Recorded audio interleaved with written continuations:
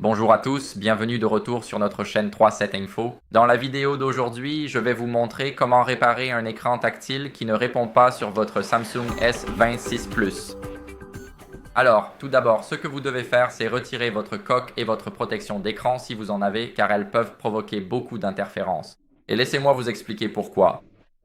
En gros, lorsque votre coque recouvre les bords de l'écran, donc cette partie sombre entre l'écran et le côté du téléphone, si elle dépasse et recouvre l'écran, voici ce qui peut se passer. Comme vous pouvez le voir, ceci est le raccourci du widget, mais normalement rien ne se passe et si c'est votre problème, alors retirez-le.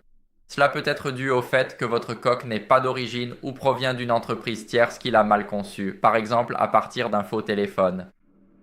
Ensuite, pour le protège-écran, s'il n'est pas bien posé, comme vous pouvez le voir, mon protège-écran est parfaitement aligné avec l'écran. Il ne dépasse pas sur les bords du téléphone.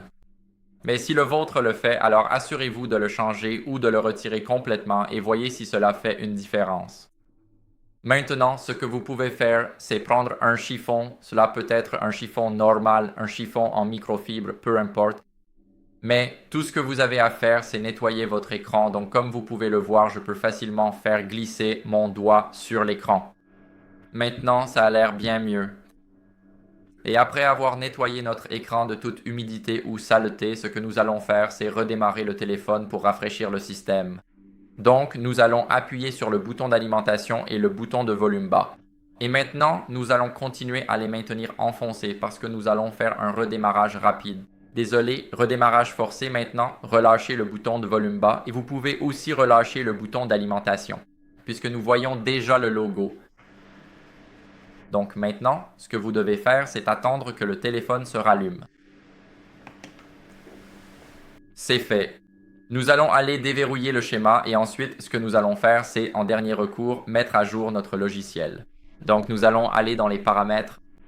Maintenant, faites défiler tout en bas et appuyez sur logiciel, puis appuyez sur vérifier les mises à jour et vous devriez voir si vous avez des mises à jour ici.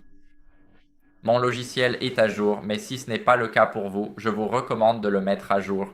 Il est très important de rester à jour avec la dernière version. Et c'est à peu près tout pour cette vidéo. J'espère donc que cela vous a été utile. Si c'est le cas, laissez un like, abonnez-vous et laissez un commentaire. Et on se retrouve dans la prochaine vidéo. Au revoir.